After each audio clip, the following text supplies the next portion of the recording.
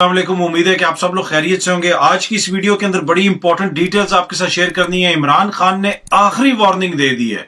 जी हाँ जी, अपने खिताब के अंदर उन्होंने क्या कहा है, बड़ी सख्त वार्निंग दी है। उन्होंने कहा है कि पुरअमन एहतजाज अब नहीं होगा। क्या डिटेल्स है इसकी, वो आपके साथ शेयर करूंगा। मौलाना फजल रहमान साहब ने पीटीआई के सपोर्टर्स के हवाले से बड़ी नामुनासिब जुबान इस्तेमाल की है। क्या उन्होंने बातें की हैं वो भी आपके साथ शेयर करूंगा। उसके अलावा थोड़ी सी और डिटेल्स हैं एमक्यूएम के हवाले से, सिंध के हवाले से, इलेक्शन कमीशन के हवाले से, वो भी आज की इस वीडियो के अंदर आपके साथ शेयर करूंगा। सबसे पहले मैं खान साहब की तकरीर के हवाले से कुछ इंपॉर्टेंट डिटेल्स आपके साथ शेयर करना चाहता हूं। खान साहब ने आज तकरीर की, बुनियादी तौर पर उन्होंने खिताब किया मुख्तलिफ जगहों के ऊपर जो एहतजाज हो रहा था, लाइव स्ट्रीम किया गया उनकी तकरीर को। उसके अंदर उन्होंने कहा कि अब अगर हमारा मैंडेट चोरी करने की कोशिश की गई तो हम जो बरसों से पुरअमन और आइन और कानून के दायरे के अंदर रहते हुए एहतजाज करते आए हैं, फिर वो मुमकिन नहीं हो पाएगा। मुमकिन क्यों नहीं हो पाएगा? क्योंकि फिर अवाम मेरे काबू में नहीं रहेंगे। ये नहीं हो सकता, मैं खान साहब के एग्जैक्ट वर्ड्स दोहरा रहा हूं। उन्होंने कहा ये नहीं हो सकता कि सिंध से एक चोर डाकू पैसे वहां से लूट के आ जाए और आके यहां पे अवाम का मैंडेट चोरी करने की कोशिश करे। गालिबन उनका इशारा आसिफ अली जरदारी साहब की तरफ था। बार बार उन्होंने फिर आसिफ अली जरदारी साहब का जिक्र भी किया।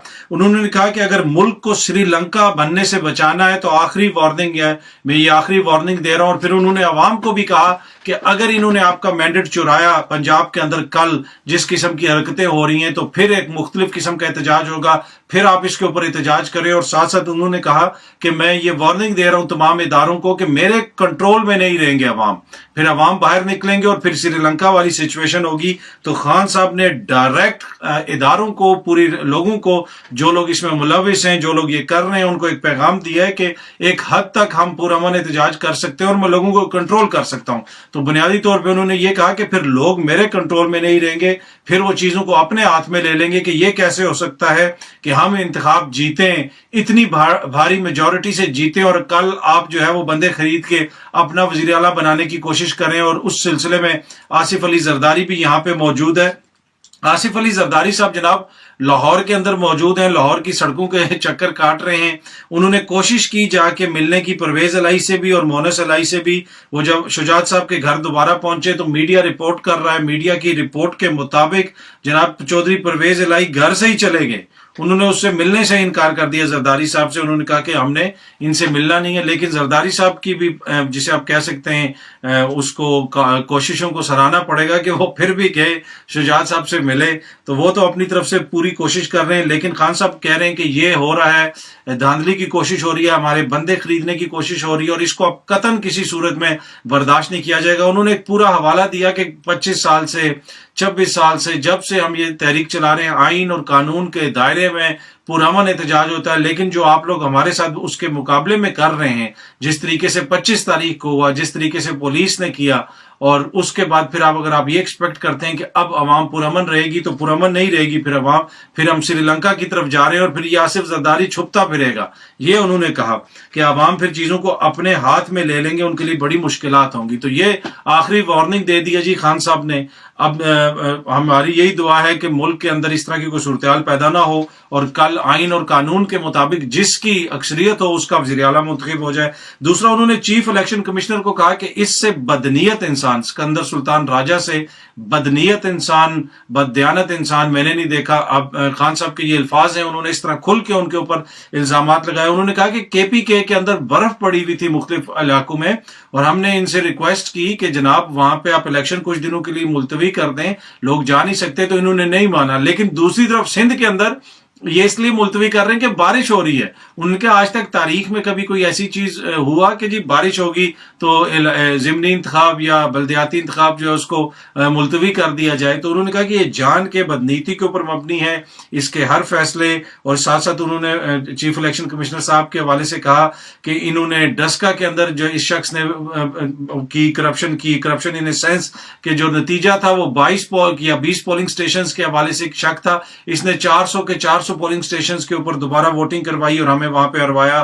PP7 का उन्होंने जिक्र किया कि वहां पे भी चीफ इलेक्शन कमिश्नर साहब के हवाले से खान साहब ने बड़ी सख्त जुबान की कि इस शख्स ने वहां पे जो कुछ किया वो भी सामने है कि सिर्फ 50 वोटों का डिफरेंस और ये दोबारा वहां पे गिनती कराने के लिए तैयार नहीं। और उसके साथ साथ उन्होंने कहा कि PMLN और PPP को جو الیکٹرانک ووٹنگ مشین ہے اس کے اوپر اعتراض تھا، لیکن یہ جو چیف الیکشن کمشنر ہیں یہ جو ہیں یہ اس سے بڑے مخالف تھے، کیونکہ یہ بنیادی طور پہ دھاندلی کروا رہے ہیں، اور ان کے ہوتے ہوئے انہوں نے کہا کہ اس چیف الیکشن کمشنر کے ہوتے ہوئے ہم جنرل جو الیکشن ہے عام انتخابات میں حصہ نہیں لیں گے۔ تو چیف الیکشن کمشنر صاحب اسکندر سلطان راجہ صاحب کے حوالے سے عمران خان صاحب نے بڑی سخت زبان استعمال کی، اور انہوں نے بڑے سنگین قسم کے ان کے اوپر الزامات لگائے اور بڑا کیس ان کے خلاف ایک طرح سے بلڈ کیا۔ انہوں نے کہا کہ اس شخص کو تو سزا ملنی چاہیے۔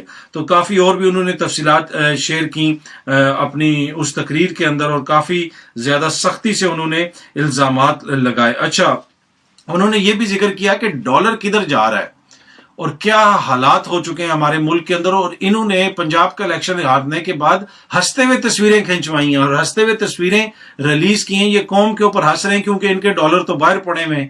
خان صاحب نے یہ بھی کہا کہ اگر ان کے اپنے ان کے اوپر مسائل ہوتے، اگر ان کا مسئلہ ہوتا ملک کی اکانومی اور اس چیز کا، انہوں نے کہا کہ میں نے نیوٹرلز کو بھی بتایا تھا کہ یہ تو چور ڈاکو ہیں، ملک کو لوٹنے والے ہیں۔ یہ میرے الفاظ نہیں، خان صاحب کے الفاظ ہیں۔ خان صاحب نے یہ الزامات لگائے۔ انہوں نے کہا کہ میں نے ان کو بھی بتایا تھا کہ اگر تم لوگوں نے سازش کو ناکام نہیں بنایا، اگر یہ سازش ہوئی تو پھر آگے جا کے یہ حالات پیدا ہوں گے۔ اور اب آپ دیکھ لیں کہ ملک کی معیشت کے کیا حالات ہیں اور ہم کس طرف جا رہے ہیں۔ اوبیسلی سیاسی پارا بہت زیادہ ہائی ہو گیا، سخت زبان استعمال کی چیف الیکشن کمشنر صاحب کے حوالے سے بھی عمران خان صاحب نے، اور اس کے ساتھ ساتھ یہ جو وارننگ دے دی ہے کہ عوام جو ہے پھر پرامن نہیں رہیں گے اور ہم کس طرف جا رہے ہیں اس کا فیصلہ پھر عوام خود کرے گی، میرے قابو میں کچھ بھی نہیں رہے گا۔ یہ بڑی پریشان کن صورتحال ہے۔ امید ہے کہ اس قسم کی صورتحال پیدا نہیں ہوگی۔ اچھا، دوسری چیز یہ جو میں آپ کے ساتھ شیئر کرنا چاہتا ہوں، وہ مولانا فضل الرحمان صاحب نے آج پریس ٹاک کی، اور پریس ٹاک کے اندر انہوں نے انتہائی نامناسب زبان استعمال کی۔ ایک عالم دین سے، ایک سینئر رہنما سے ان کی زبان سن کے مجھے ذاتی طور پہ بڑا افسوس ہوا کہ اس قسم کی زبان استعمال کرتے ہیں۔ خواتین کے حوالے سے انہوں نے تتلیوں کا لفظ یوز کیا کہ یہ جو تمہاری تتلیاں سپورٹر ہیں، اور یہ جو تمہارے وہ جو انتہائی غلیظ گالی سے نکلا ہوا لفظ ہے جو عمران خان کے سپورٹرز کے لیے ہمارے بہت سارے سینئر دوست بھی اور قابل احترام دیگر دوست بھی استعمال کرتے ہیں، جو میں نے کبھی نہیں لیا، میں وہ لفظ دہراتا بھی نہیں ہوں، وہ لفظ استعمال کیا اور کہا کہ زمین اتنے گرم کر دیں گے ان کے لیے۔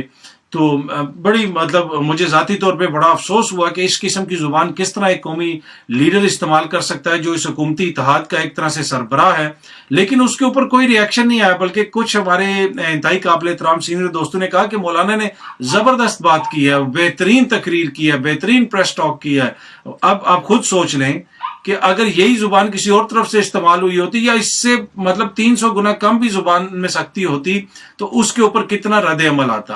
اور وہ لوگ جو خواتین کے حقوق کی بات کرتی ہیں، وہ لوگ جو فیمنزم کی بات کرتے ہیں، انہوں نے کیا شور ڈالنا تھا، اور وہ جو بھی بات کرتی ہیں خواتین کے حقوق کے حوالے سے، جو لوگ بات کرتے ہیں یا کوئی تنظیم بات کرتی ہے یا کوئی بھی صحافی بات کرتا ہے، کوئی دانشور بات کرتا ہے، وہ بالکل صحیح بات کرتا ہے۔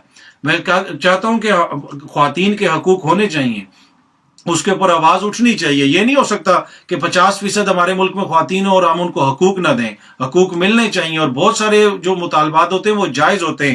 جائیداد میں ان کا حق ہونا چاہیے، ملک کے اندر ان کی نوکریوں میں حق ہونا چاہیے، ان کو باہر جانے کی آزادی ہونی چاہیے۔ یہ نہ ہو سکتا کہ مجبوری میں کوئی باہر خاتون نوکری کر رہی ہو اور کسی بھی آفس میں وہ نوکری کر رہی ہو اور لوگ اس کو ہراس کر رہے ہوں، تنگ کر رہے ہوں۔ تو اس قسم کی جو بھی خواتین کے حقوق کی بات کرتے ہیں، میں ان کے بالکل ساتھ ہوں، اور میں خود بھی یہ بات کرتا ہوں۔ لیکن افسوس مجھے اس بات پہ ہوتا ہے کہ یہ صرف سلیکٹیو آؤٹریج ہوتی ہے۔ جب اس قسم کی زبان مولانا صاحب کی جانب سے استعمال کی گئی تو یہ سارے دوست کدھر چلے گئے ہیں میرے؟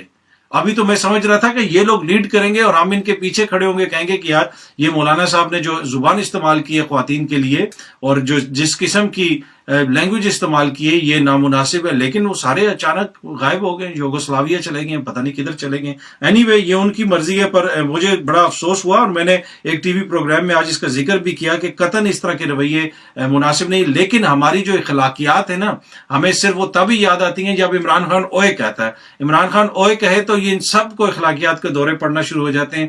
اگر مولانا صاحب تتلیاں بھی کہہ دیں، مولانا صاحب وہ جو انتہائی غلیظ گالی سے نکلا ہوا لفظ، ایک مسوجنسٹک گالی سے نکلا ہوا لفظ وہ بھی استعمال کر دیں، تو اس کے اوپر بھی کسی کو کوئی نہ اخلاقیات کا دورہ پڑتا ہے نہ کوئی فرق پڑتا ہے، بلکہ ہمارے سینئرز ہمیں بتاتے ہیں کہ یہ تو بڑی زبردست اس نے تقریر کی ہے، بڑی زبردست بات کی ہے۔ اینی وے इसके अलावा एक और चीज जो मैं आपके साथ शेयर करना चाहता हूं जनाब, वो है MQM के हवाले से और सिंध के हवाले से। MQM का एक वो जमाना था कि कोई उसके आगे बोलता नहीं था। आपको पता है कि कहा जाता था कि MQM खंबे को भी खड़ा कर देगी तो ठप्पे पे ठप्पा लग जाएगा और वो वोट ले लेंगे। लेकिन अब एक तरह से हमें पूरे मुल्क में एक चेंज नजर आ रही है। अवाम क्वेश्चन कर रही है, सोशल मीडिया पे क्वेश्चन कर रही है, हर जगह पे क्वेश्चन कर रही है।